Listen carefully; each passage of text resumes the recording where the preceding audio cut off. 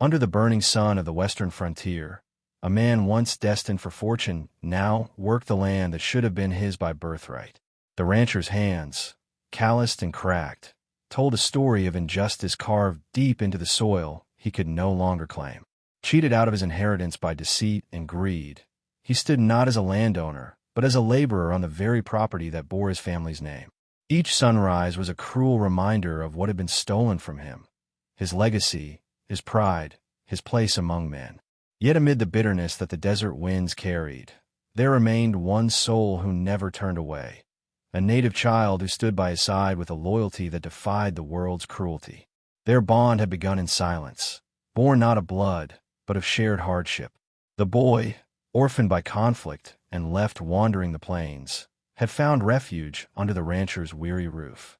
Where others saw a stranger of another tribe, the rancher saw a reflection of himself, a soul stripped of belonging, yet unbroken.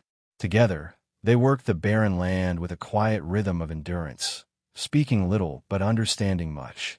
In that fragile companionship, forged by dust and labor, lay a truth stronger than kinship. Loyalty needs no inheritance to take root. The townsfolk whispered about them, about the rancher who had lost everything, and the native boy who followed him like a shadow of fate. Some mocked their bond, others pitied it, but neither man nor child paid heed. They lived by the code of survival the West demanded: to work, to endure, to stand tall even when the world sought to break them. While others chased gold and power, they clung to something rarer, the quiet dignity of honesty and gratitude. Still, fate is not kind for long on the frontier. The men who had cheated the rancher once now sought to drive him away for good, to claim what little ground his stubbornness had preserved. Rumors spread of contracts forged in deceit, of threats whispered in saloons under the haze of whiskey and smoke. But beneath the cruelty of men and the silence of the desert, a storm was gathering, one that would test not just the rancher's endurance, but the boy's unshakable loyalty. This was not merely the story of loss, nor of revenge. It was the story of two outcasts bound by something purer than blood, the will to stand together when the world offered them nothing. In the Old West, where greed often spoke louder than justice, their bond became a quiet rebellion against everything the frontier had come to represent. And as the sun sank over the vast horizon, one truth began to shimmer through the dust. Loyalty, once earned, could outlast even the deepest betrayal. The rancher's days began before the light touched the horizon. He would rise to the low hum of the desert wind, his silhouette framed against the dim glow of dawn. The earth beneath his boots had once been his father's, rich land, fertile and proud, but now it belonged to another man, one whose greed had turned inheritance into theft. Each day he worked that stolen soil, not as an heir, but as a hired hand. Yet he did so without complaint, because to abandon it would mean surrendering the last piece of his family's legacy still alive within him. And beside him, always silent but watchful, stood the native boy, small in stature, but fierce in spirit. The boy followed the rancher everywhere, mimicking his movements, studying his every action as though each gesture carried meaning. He fetched water, fed the horses, and mended fences far too large for his young hands. The townsfolk mocked his presence, calling him a stray or a burden. But the rancher saw something different. He saw in the boy the reflection of his own resilience, a life tested by cruelty, yet unbent by it. Together, they carried the weight of two worlds that had cast them aside, one for blood, the other for birth. On long days, when the sun blazed like fire and the wind carried dust instead of mercy, the rancher would pause and watch the boy from afar. The child's face was calm, though his skin bore the marks of hardship no youth should know. There was a wisdom in his silence, an understanding that went beyond words. The rancher often wondered what had driven the boy to stay, to endure hunger and toil alongside a man with nothing left to offer. Perhaps it was gratitude, but deep down, he knew it was something more. It was loyalty, pure and unshaken, a kind of loyalty that men twice his age had long forgotten. One afternoon, the boy brought him a canteen of water, his steps light against the cracked earth. The rancher accepted it with a nod, but as he drank, His eyes caught movement in the distance. A group of riders, silhouettes against the blinding horizon. He knew those shapes well. They belonged to the men who had taken his land, the men who had made him a stranger on the very soil of his birth. His heart tightened, not with fear, but with the weary acceptance of a man who had already lost everything once before. The riders approached with the swagger of ownership, their laughter cutting through the dry air. One dismounted, brushing the dust from his coat with deliberate arrogance. "Still working for what's no longer yours," he sneered. The rancher said nothing. His silence was not submission, but defiance wrapped in restraint. The boy stepped closer, his small frame tense, his dark eyes fixed on the intruders. The man noticed him and laughed. "So this is who stand with you now? A savage child?" The insult hung in the air like a whip crack. The rancher didn't move, but the boy's hand tightened around the rope he held. The moment was brief, but it marked the beginning of something the men could not yet see. A storm quietly forming in the hearts of two souls bound by loyalty and loss. That night, the desert wind howled through the wooden slats of the small shack they called home. The rancher sat near the dying fire, his face shadowed by the flicker of flame. The boy sat beside him, sharpening a small blade he had fashioned from a broken tool, his expression calm and steady. Neither spoke for a long time. The silence between them carried more meaning than words could hold. When the rancher finally broke it, his voice was low and tired. "They'll come again," he said. The boy nodded once, his dark eyes gleaming with quiet determination. Outside, the moon rose over the plains like a watchful guardian. The land stretched endlessly, beautiful yet cruel, a place that gave nothing freely. The rancher knew that surviving here required more than strength. It required the will to endure humiliation without letting it harden the soul. He looked at the boy and saw that same will shining in him, fierce and unrelenting. The boy had lost his tribe, his home, perhaps even his name, but he had found purpose in standing beside the man who had treated him as an equal when no one else would. At dawn, the rancher returned to the fields. The boy followed, as he always did, their shadows long across the dust. But this morning felt different. There was a tension in the air, a warning carried on the wind. The rancher's instincts, sharpened by years of hardship, told him that danger was close. He sent the boy to check the water troughs while he mended the fences along the northern ridge. Minutes turned into an hour before he heard the distant echo of hooves, the same riders from the day before. They had returned, not for words this time, but for dominance. The men dismounted with laughter that reeked of whiskey and arrogance. "Still here, old man," one of them shouted.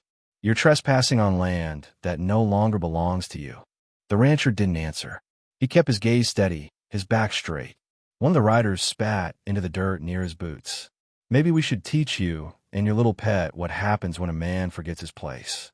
His words were venom, but before the rancher could respond, the boy appeared from behind the corral, his face still but his stance firm.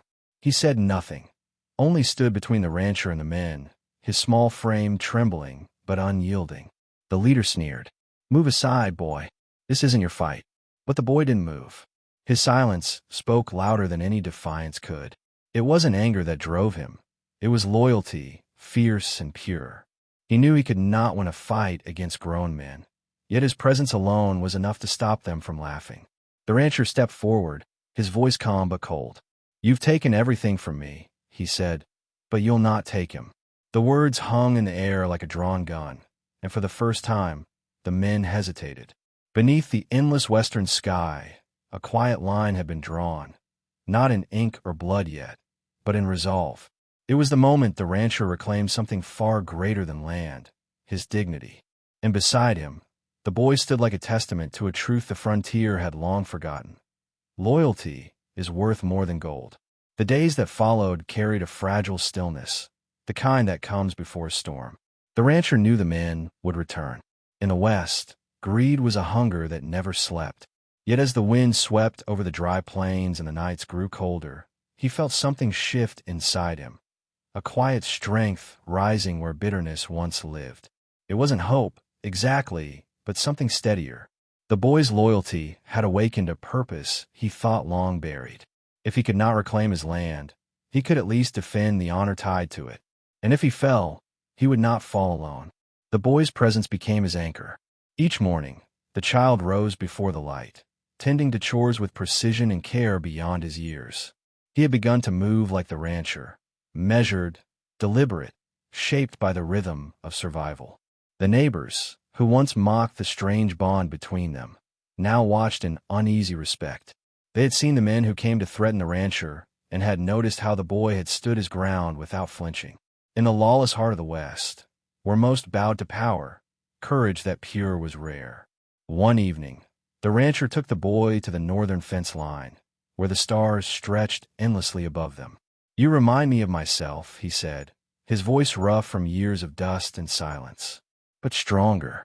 You don't carry hate the way I did." The boy didn't answer, only looked toward the horizon. His silence, as always, spoke volumes. He wasn't fighting for revenge. He was fighting for belonging, for the man who had given him a name when the world offered none.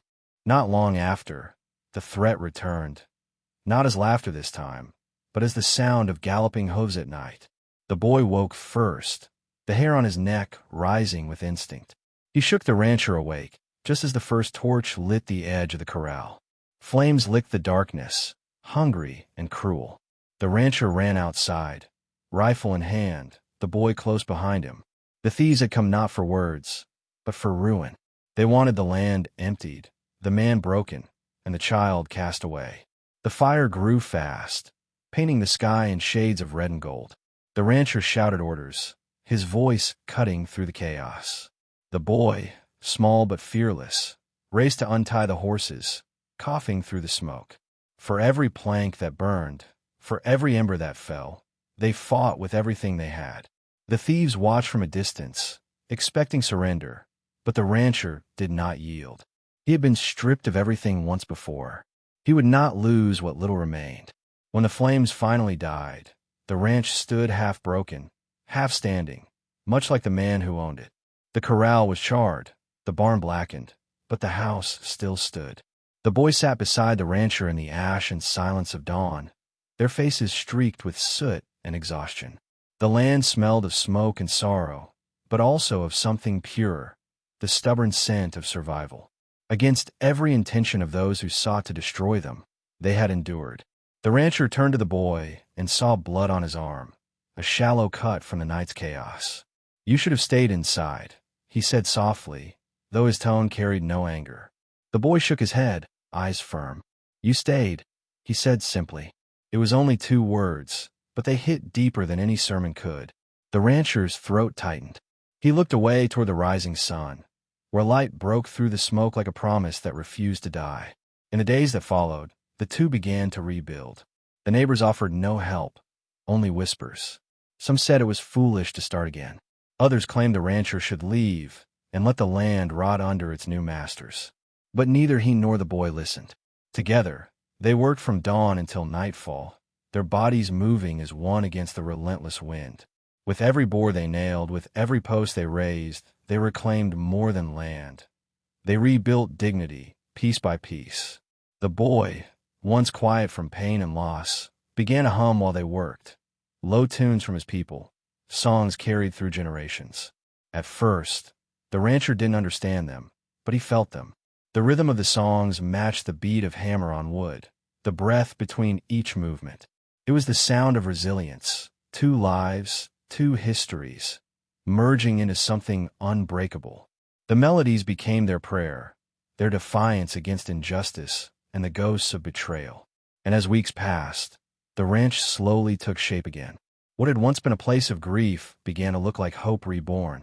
The boy's laughter, rare but bright, returned to the air. The rancher, hardened by loss, found his heart softening in ways he hadn't thought possible.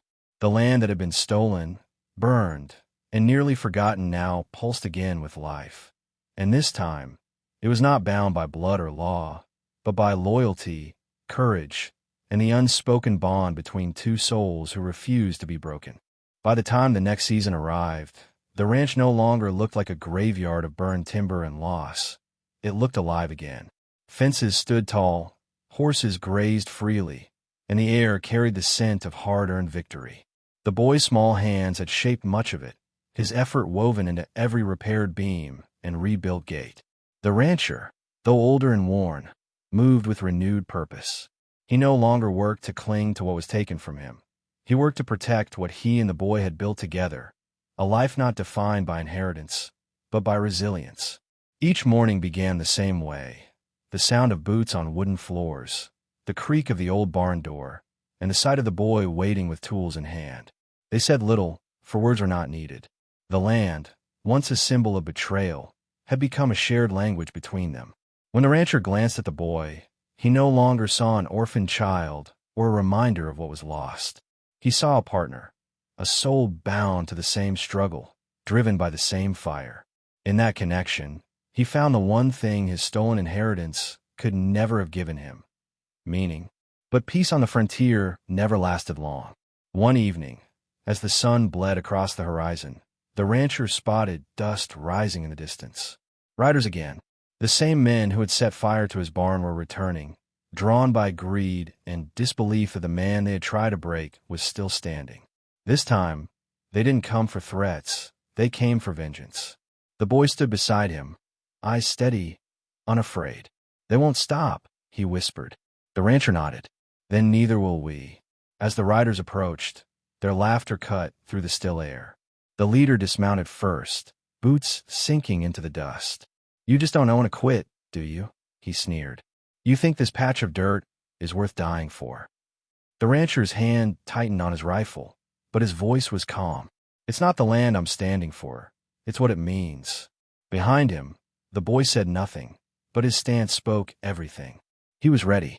The confrontation stretched like a drawn-out storm. Words became shouts, shouts became threats, and threats soon turned into violence. The boy darted through the chaos, quick as lightning, cutting ropes, startling horses, turning confusion into their weapon.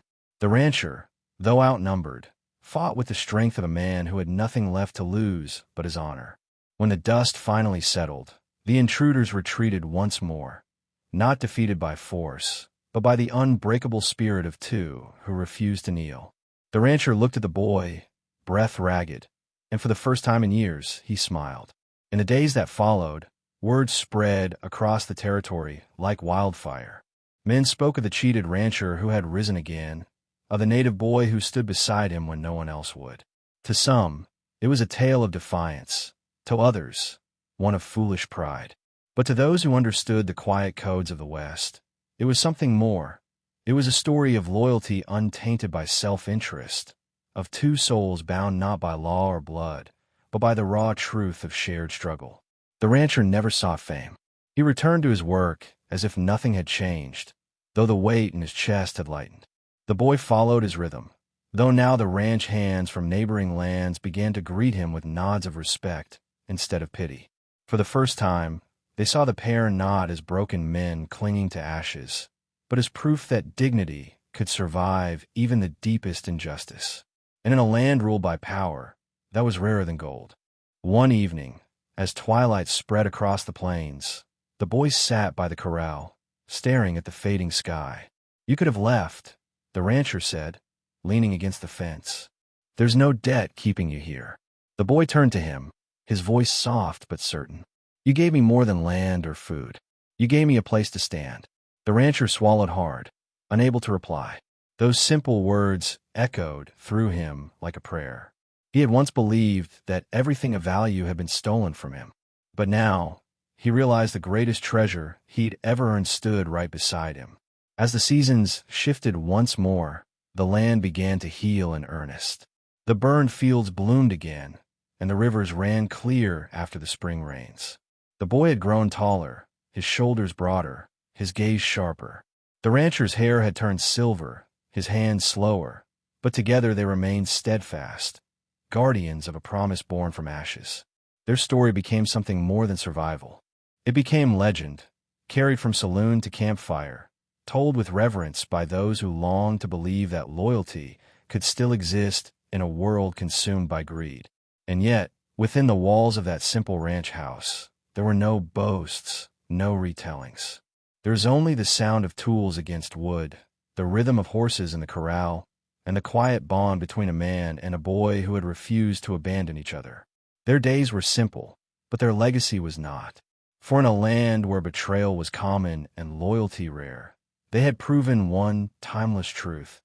The strongest inheritance a man can leave behind is not land or gold, but the faith of another soul who chooses to stand beside him, no matter the cost.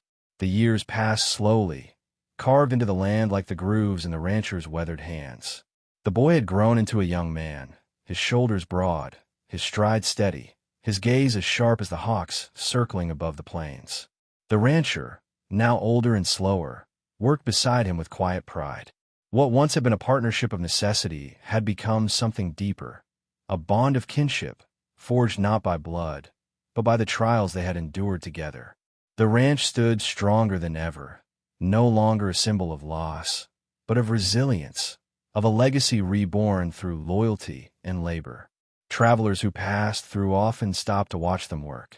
They would ask the rancher if the young man was his son. He would pause, eyes narrowing with emotion, before nodding. "He's more than that," he'd say, and though the young man said little, his eyes carried the same answer. To them, lineage was not written in names or papers. It was written in sacrifice, in a shared endurance that tied one generation to the next. In the silence between them, there lived a bond that no injustice could ever erase. But time, like the wind, always finds a way to shift the sand. One spring morning, a rider came bearing news. The man who had cheated the rancher out of his inheritance was dying. The rancher listened quietly, his face unreadable. The messenger continued, saying the man wished to see him one last time, to set things right. The boy looked at him with concern. "Will you go?" he asked. The rancher hesitated, eyes drifting toward the horizon. "Some debts can't be paid," he said softly. "But forgiveness, maybe that's worth more than gold." A few days later, they rode together into town. The rancher entered the small, dim room where his old enemy lay weak and pale. The air was heavy with regret. "You came," the dying man rasped. "I thought you'd let me die with this on my back." The rancher stood still, his eyes calm. "You already died the day you took my land," he said. The man nodded faintly, tears cutting through the dust on his face. "I thought I was winning," he whispered, "but I lost everything worth keeping." The rancher said nothing more. He simply reached out, placing a hand on the man's shoulder, a gesture of grace that felt heavier than revenge. When he left the room, the boy, now a man, walked beside him in silence. "You forgave him," he said quietly. The rancher looked toward the fading light over the town and replied, "I didn't forgive for him. I forgave so I could finally rest." The words carried the weight of decades, but they also held peace. For the first time in years, the rancher felt unburdened. His inheritance, he realized, had never been the land. It was the strength to endure, the courage to forgive, and the loyalty that had carried him this far. The seasons rolled on, and the land changed as all things in the West did, quietly, then all at once. The boy-turned man became the one who led the work, while the rancher, though slower, still insisted on tending to small chores. Every dawn, he would stand at the porch, watching the horizon, as if counting the blessings the sun brought with each new day. The ranch had become something larger than either of them, a testament to what love, loyalty, and grit could build even after betrayal had stripped everything away. One evening, as the cicadas hummed and the air turned cool, the young man found the rancher sitting by the fence, gazing at the fields bathed in twilight. "You built all this back," the young man said softly. The rancher smiled faintly. "No," he answered, voice trembling with age but steady in truth. "We built it. Together." There was silence for a long while after that. Words felt too small for what they both knew, that everything they had, every breath and every acre, had been won through loyalty stronger than greed and love deeper than blood. When night fell, the rancher spoke again, his voice little more than a whisper. "Promise me something," he said. The young man turned to him, his face solemn. "Anything." The rancher's eyes glistened in the fading firelight. "When I'm gone, don't let them tell our story as one of loss. Tell it as one of faith. Faith in work, in loyalty, in the kind of bond this land doesn't see much anymore." The young man's throat tightened, and he nodded. "I promise," he said. And in that moment, both knew that the story of their lives would not end in sorrow. It would live on in the soil, in the wind, and in every soul who believed that honor still had a place in the West. Weeks later, when the rancher passed quietly in his sleep, the dawn broke over the plains in hues of gold and red, the same colors that had watched over every hardship they had faced. The young man buried him beneath the oak tree by the pasture, the one place that had always caught the morning light. He carved no grand monument, only a single line on the wooden cross. He stood, and the land stood with him. The simplicity of the words was enough. As the young man stood there, hat in hand, the wind rose softly, stirring the fields. It was as if the land itself bowed in respect. He turned toward the ranch, their ranch, and for the first time, smiled without sorrow. The rancher's legacy would not fade into dust or legend. It lived in every sunrise, every hoofbeat, every silent act of endurance that kept the ranch alive. And with that, the young man walked back home, the weight of the past behind him, and the promise of loyalty ahead. Years slipped by like sand through an open palm, and the ranch that had once been nearly lost grew into one of the strongest in the valley. The young man, no longer a boy, no longer a shadow, had become a figure of quiet strength, much like the one who had raised him. His hair carried streaks of silver now, his hands rough from decades of toil, but his eyes still held the same calm determination that had once defined his mentor. He kept the ranch alive, not out of duty, but out of love, a love born from gratitude, from the bond that had shaped him, and from a promise made beneath an old oak tree at dawn. Travelers passing through the plains often stopped at the ranch, drawn by the reputation it carried. They spoke of the ranch built on loyalty, of the young native who had inherited a legacy that was never written in ink, but carved in endurance. Some came seeking work, others came seeking wisdom, but all left with a quiet respect. They said there was something different about that place, something sacred, as though the land itself remembered every act of sacrifice and every drop of sweat that had restored it from ashes. On certain evenings, when the sky burned gold and the wind carried whispers through the tall grass, the man would walk to the oak tree where the rancher was buried. He would remove his hat, bow his head, and speak softly into the silence. "You were right," he would say. "This land was never about gold or inheritance. It was about faith and standing for what's right when the world won't." And though no voice ever answered, he could feel it, the presence of the man who had given him more than a home, a teacher, a father, a legacy. The town that once mocked their bond now celebrated it. At gatherings, the old folk told the story of the cheated rancher and the native child who refused to leave his side. But over time, the story became more than just a tale of loss and loyalty. It became a parable about justice, forgiveness, and the strength found in unity. The young man never corrected their embellishments, never added to the legend. He knew that stories had a life of their own, and the truth within them mattered more than the details. Yet sometimes, in the still of night, when the wind swept across the plains and carried the scent of rain, he would glance toward the horizon and smile faintly. He no longer saw the land as a burden or a battlefield. It was a sanctuary now, a testament to what can endure when loyalty refuses to die. The old rancher had been right. The greatest inheritance isn't land or fortune. It's the unbreakable spirit that keeps a man standing when the world tries to take everything away. On the ranch's 50th spring, the valley bloomed brighter than it ever had before. The fields were lush, the cattle strong, and the air carried the sweet weight of new beginnings. The man stood at the edge of the pasture, his reflection shimmering in the morning dew. Time had carved lines across his face, but his gaze was clear and steady. Around him, the workers, many of them young, many of them lost before finding their way here, moved with the same purpose he once shared with the rancher. Each one had found refuge, direction, and belonging under his quiet guidance.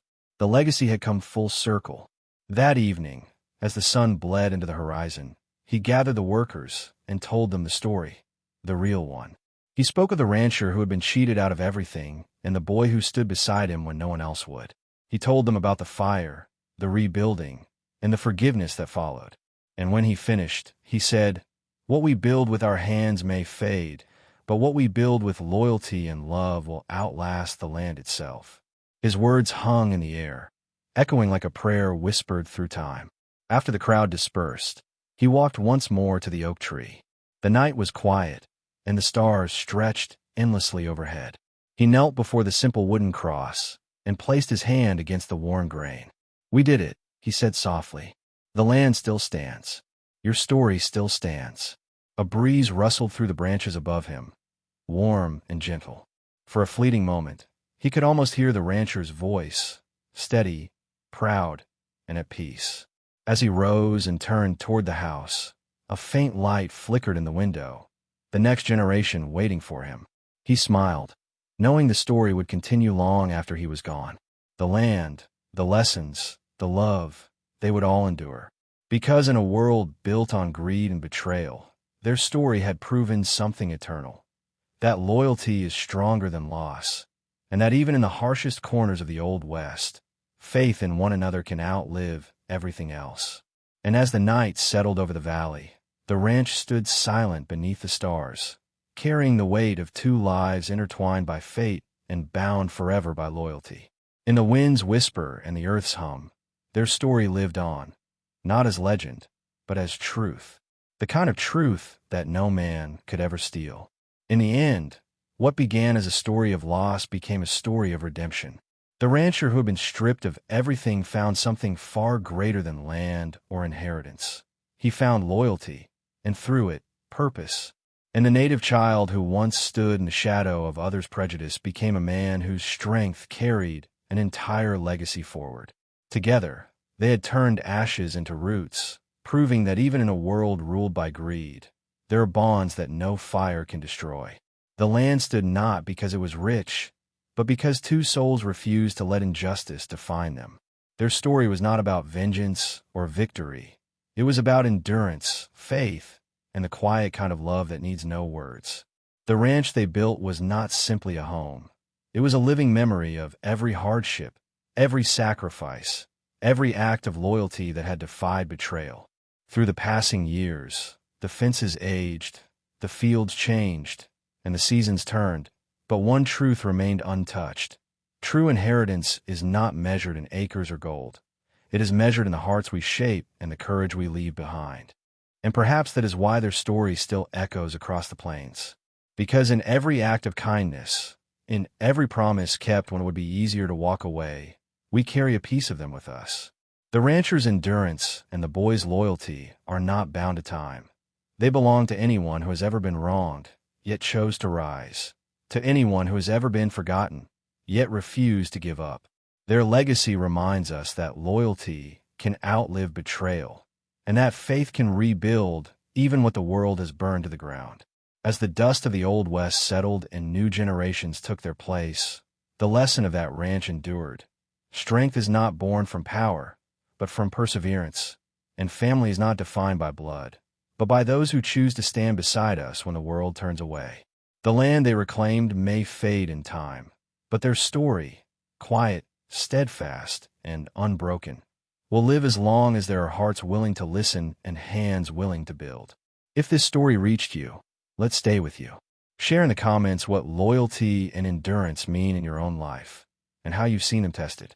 Subscribe to the channel to keep these stories of resilience and courage alive, and leave a like if you believe that strength is not in wealth, but in faith, loyalty, and love that never gives up. Because sometimes, the most powerful legacies are not written in history books. They're written in the way we choose to stand.